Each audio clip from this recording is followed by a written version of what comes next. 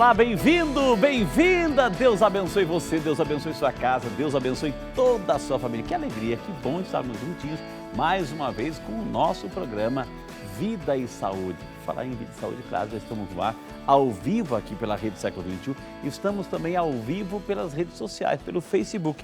Entre lá, Rede Século XXI, e você vai já encontrar a nossa página funcionando ao vivo. Por quê? Porque você também pode compartilhar essa página para outras pessoas a partir desse momento acompanharem e participarem, viu, gente? E é tão gostoso, é tão bonito quando você interage conosco. Essa é a razão e o fundamento do nosso programa. Toda semana nós trazemos aqui um profissional, entra na sua casa, é um médico que entra em nossa casa ao vivo, minha gente, para facilitar a nossa interatividade, para que você receba todas as informações necessárias para cuidar mais e melhor aí da sua saúde da sua casa, da sua família. E já se encontra aqui nos estúdios. Gente, ele é médico epidemiologista, o doutor André Ricardo Ribas de Freitas. Ele tem 500 mil títulos e doutorados aqui, gente. Ele é professor de epidemiologia e bioestatística da Faculdade de Medicina da São Leopoldo Mandique, aqui em Campinas. Também graduado, mestrado, doutorado pela Universidade aqui de Campinas. Enfim, ele aceitou nosso convite para falar hoje sobre esta realidade, né? O coronavírus, aí já foi até batizado de Covid, né? Co de corona, de vírus e o D de doença, em inglês, né? 19, Covid-19. O que é? A gente está vendo assim, o mundo inteiro está se alarmando, né? Meu Deus do céu, no Brasil, isso vai chegar, está chegando, a gente tem condições de se defender, é isso que a gente vai falar hoje com o doutor André. Mas não é só isso não, minha gente. Nós vamos falar também de outras epidemias. É a sua oportunidade de perguntar dengue, chikungunya, enfim, outros tipos de vírus que podem aí, H1N1. Aproveitar que ele é médico epidemiologista, a gente quer receber todas as informações, viu, gente? A nossa superprodução, é claro, como sempre, preparou uma matéria inicial com dados atualizadíssimos. Nós queremos convidar você a assistir conosco para começarmos nosso bate-papo com o Dr. André sobre coronavírus. Sejam todos bem-vindos, estamos no ar, eis a matéria. Diariamente vemos nos noticiários que algumas regiões do nosso planeta estão sofrendo com a epidemia de um novo vírus. Entretanto, muitas pessoas não sabem o que é epidemia, não entendendo a gravidade que essa situação representa. A OMS, Organização Mundial da Saúde, decretou a epidemia do novo coronavírus como uma situação de emergência de saúde pública, de interesse internacional, ao anunciar que se trata de um surto sem precedentes. Até hoje, 17 de fevereiro de 2020, a epidemia do novo coronavírus já ultrapassou o total de 1.700 mortes e causou a infecção de mais de 70 mil pessoas. Apesar de o surto estar concentrado majoritariamente na China, houve registros da doença em mais de 30 países. No Brasil, há casos sob investigação, mas nenhum foi confirmado. E o tema do Vida e Saúde de hoje é justamente o coronavírus e as epidemias. Como controlar esse surto? Quais são os cuidados necessários? Os mitos e verdades sobre esse assunto? Isso tudo você confere a partir de agora com o nosso querido Frei Rinaldo no programa Vida e Saúde. Com vocês, Frei! Obrigado, Carlão, que Deus te abençoe, linda matéria. Obrigado por trazer dados estatísticos atualizadíssimos, viu? De hoje, inclusive. Obrigado, Carlão, e a equipe aí, que Deus abençoe, viu? Mas agora vamos acolher o nosso doutor André Ricardo Ribas de Freitas, nosso médico epidemiologista com 500.004 títulos aqui, doutor.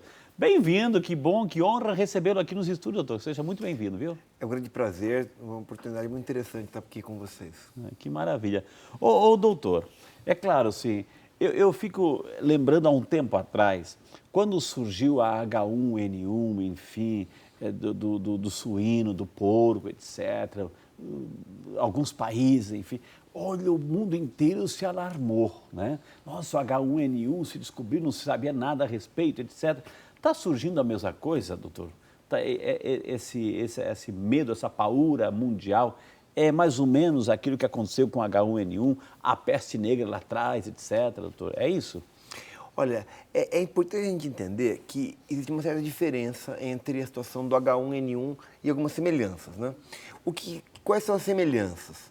É um vírus de transmissão respiratória, portanto é difícil controlar a transmissão, né? Porque uma pessoa conversando a menos de 1 metro está transmitindo.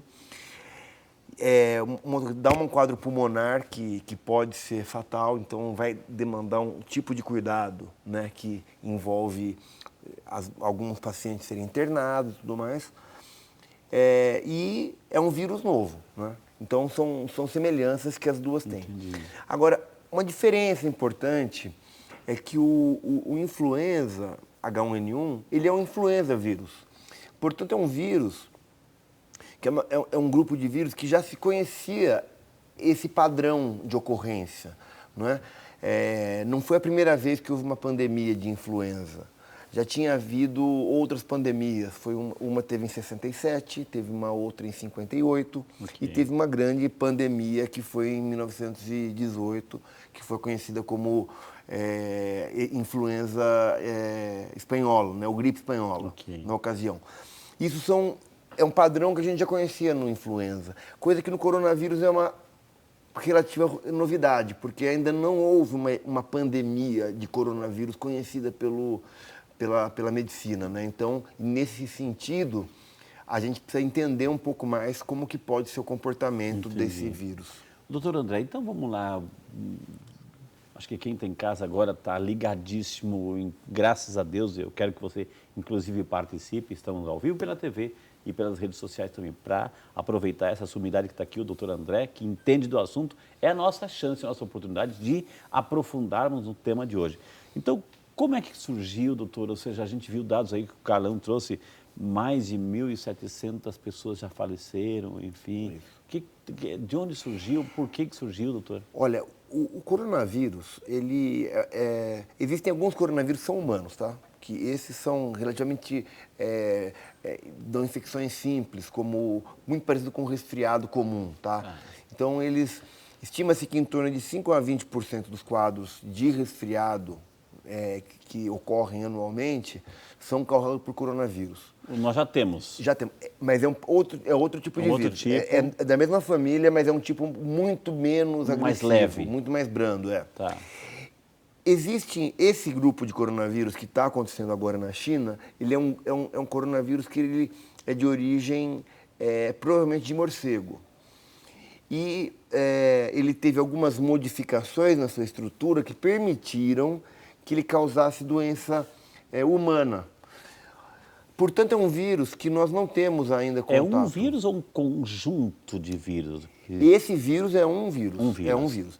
Lógico, é um vírus que é um RNA vírus, e por ser um RNA vírus, ele tem uma tendência muito grande de ter mutações na estrutura genética. Então, se consegue identificar essas mutações.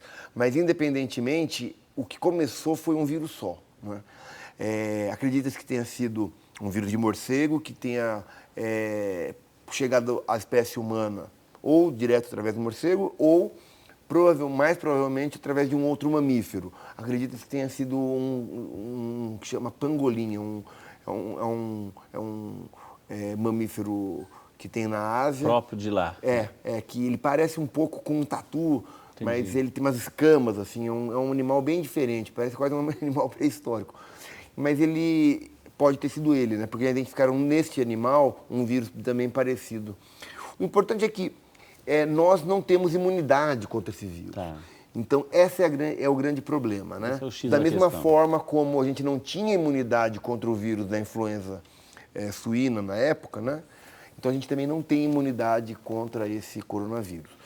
Então, pode ser que ele cause alguma doença ainda mais grave do que os coronavírus comuns. Ou seja, a humanidade tem que aprender, tem que ter essa resistência, essa imunidade, para quando chegar o surto, já esteja preparada, é isso? Isso. A gente não tem certeza se vai acontecer uma extensão da transmissão, que hoje está centrada na China, né? Mas é muito provável que isso aconteça.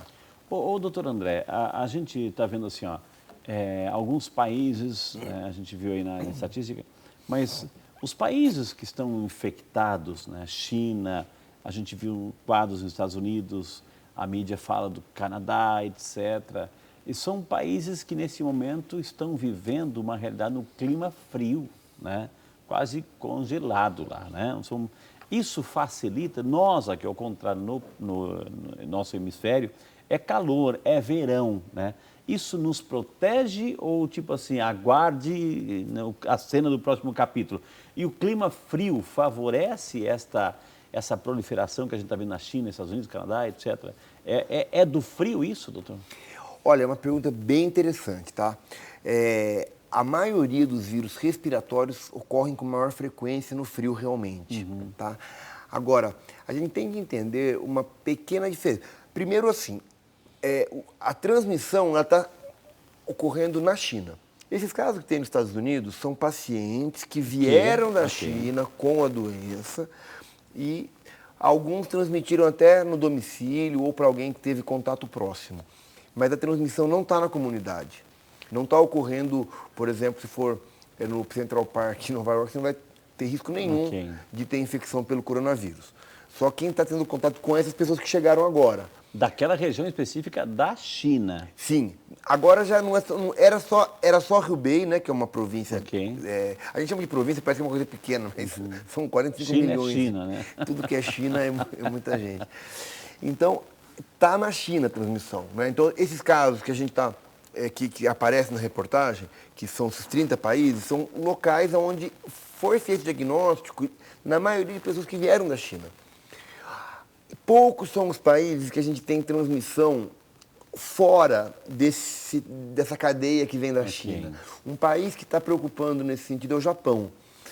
Porque tem duas cidades específicas, eu não vou lembrar o nome porque é um nome japonês, que é um nome complicado, que não é uma cidade comum, que a gente conhece habitualmente, mas que teve casos que não tiveram contato com ninguém que saiba que tenha vindo da China. Então pode ser que tenha começado uma transmissão na comunidade ainda inicial, tá? Nos Estados Unidos, com certeza, parece que não ainda, nem no Canadá, enfim, na Europa também não. Mas mesmo nesses países, são países que nesse momento o clima é frio. Isso, agora a questão da temperatura. Geralmente, a maior parte dos vírus respiratórios tem uma facilidade maior realmente se transmitir no inverno, né? A gente não sabe muito bem como é que vai ser esse vírus, mas a gente espera que isso seja uma proteção, pelo menos num período para aonde a gente está, que é um clima mais quente, que isso demore um pouco mais para chegar aqui, isso pode ser um protetor, sim.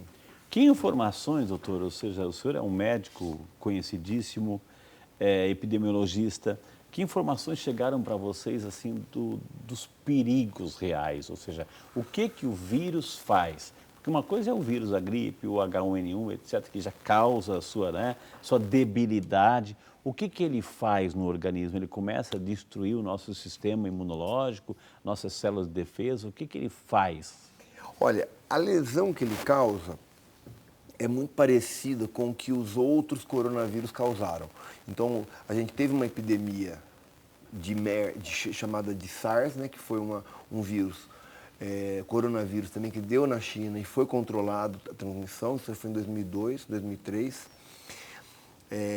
E é uma lesão que envolve todo o aparelho respiratório, né, envolve o parênquima, né, ou seja, a estrutura do alvéolo pulmonar, né, a parte que a gente faz troca gasosa, e essa lesão nessa área leva a uma reação inflamatória e que dificulta a troca gasosa. Então o paciente tem dificuldade respiratória em razão disso, porque você não consegue mais fazer a troca de oxigênio no alvéolo pulmonar. Então é um quadro relativamente grave, mas não são todas as pessoas que desenvolvem essa forma. Isso que eu ia perguntar, ou seja, tem pessoas e pessoas, ou seja, o sistema imunológico está um pouco mais aguçado, está mais preparado, ou seja, uma pessoa pode se infectar e não acontecer nada e outra pode ter uma consequência mais grave? Exatamente. A maioria dos pacientes que têm esse coronavírus vão evoluir bem, não vão ter formas tão graves. Uma proporção significativa vai ter formas mais graves, tá certo? E uma parcela menor ainda vai evoluir para óbito, né? Então, assim, o que não se sabe exatamente, e que tem muita dúvida, é qual a exata proporção de pessoas que vai desenvolver uma forma mais grave e qual a proporção de pessoas que vai evoluir para o óbito, né? Então, essas dúvidas ainda estão sendo mantidas.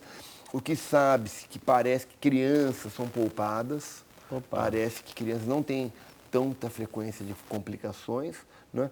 Parece também que quem tem doenças crônicas outras tem um risco maior para complicação e idosos. Só que essa questão de idoso e ter outras doenças, isso acontece com a maior parte das doenças, né? Ou seja, quem tem uma doença já pregressa e tem uma infecção, muitas vezes tem um risco maior para agravar. Isso parece estar acontecendo com o coronavírus. E crianças é uma coisa diferente do coronavírus, parece que as crianças estão mais protegidas. Doutor, a gente sabe que cada animal tanto na fauna, exerce a sua função e está ali, enfim, com a sua missão específica. Eu lembro quando saiu o H1N1, etc., que era do macaco, né? É do macaco, né? Acho que... O que H1N1 é do porco. Do porco. O que era do macaco, doutor? A febre amarela. A febre amarela. Então foi ou seja, era uma matança de macaco, ou seja, não se come comida carne de porco, matança de macaco. Agora está essa questão do morcego, ou seja, isso pode levar um alarme geral na população no Brasil, que também tem morcegos, etc., e ter essa matança generalizada, doutor? Olha, a gente não tem visto, pelo menos, notícia disso, tá? Agora, é importante que a gente saiba que muitas doenças que são emergentes, que a gente chama, ou seja, doenças novas, é comum vir de outros animais, né? 80% das doenças emergentes, ou seja, das doenças que reaparecem ou que se agravam, e que acabam causando algum tipo de problema, né, dentro das doenças infecciosas, vem de animais, né? É o caso do H1N1, é o caso da febre amarela. O Zika, por exemplo, ele era um vírus que ocorria entre macacos e passou a ocorrer entre humanos, certo? Então, nós somos a natureza, né, integrada, né? Então, a gente muitas vezes acaba tendo consequências para o bem e para o mal dessa integração com a natureza. E às vezes algumas doenças são consequência de um desequilíbrio disso, às vezes é da própria interação, e isso é uma coisa que às vezes a gente não tem como controlar. A gente está vendo aí, doutor, assim, que muitos países estão já se prevenindo, se precavendo, se organizando, enfim. O Brasil já chegou nisso. A nossa sorte, não sei se é sorte, enfim, é que nós estamos no verão, né? Ou seja, daqui um pouquinho as temperaturas começam a baixar também. Ou seja, nesse período, até chegar o inverno brasileiro, o inverno no nosso hemisfério, já tem assim, uma projeção, né, de estudo, de controle, de um antivírus aí, doutor? Olha, é difícil falar sobre isso, porque na verdade tem um esforço internacional coordenado pela Organização Mundial de Saúde, né, que foi citada no vídeo introdutório, no sentido de tentar buscar ou um tratamento ou uma vacina, né, para esse vírus. Então é difícil a gente saber como que vai ser o resultado dessas pesquisas, dessas iniciativas. Agora tem um detalhe, né? O fato da gente estar no verão não garante, viu, que a gente vá precisar esperar o verão. Porque o que acontece, quando esses vírus são vírus relativamente novos, respiratórios, por encontrar uma população que não tem imunidade ainda contra o vírus, ele tem muita facilidade para se transmitir entre as pessoas. Então ele não precisa necessariamente esperar o inverno. Do clima. Isso é uma diferença para esses... Não sabemos como vai ser. Então, não temos essa tranquilidade toda de achar que vai esperar o inverno. Agora, o que a gente tem de fato, né, assim, que já são rotinas que a gente já pode mudar, né, é adotar as mesmas medidas que a gente recomenda que sejam tomadas contra a influenza. E essas medidas a gente vai falar no próximo bloco, né? Então, você que está acompanhando, estamos aqui com o doutor André, nosso médico epidemiologista. O assunto de hoje, coronavírus, enfim, essa é a realidade que a gente precisa de informação, senão a gente começa a dizer tanta coisa, né? E aí é um vírus, né, também. Na internet também, quando tem aqueles virais, assim, aqueles fake news também rolam para o mundo inteiro. Então, a gente não quer. Hoje a gente quer abordar com seriedade para que você, na sua casa, tenha as informações corretas e comece a fazer a lição de casa. Então, no próximo bloco, o doutor André vai começar a nos ensinar como que a gente começa a fazer a lição de casa. Tudo isso e muito mais no próximo bloco aqui no Vídeo Saúde, que é seu e volta já só para você.